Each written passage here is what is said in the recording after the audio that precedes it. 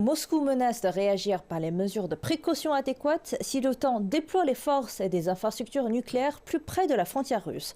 Cette déclaration survient à la suite des démarches de la Finlande et de la Suède visant à rejoindre le bloc militaire transatlantique. Alors que les combats en Ukraine sont entrés dans leur 80e jour, le ministère ukrainien de la Défense a laissé entendre une nouvelle et longue phase dans le conflit avec la Russie. Kiev affirme que ses troupes ont repoussé les forces russes au nord de la ville de Kharkiv et repris davantage de villages.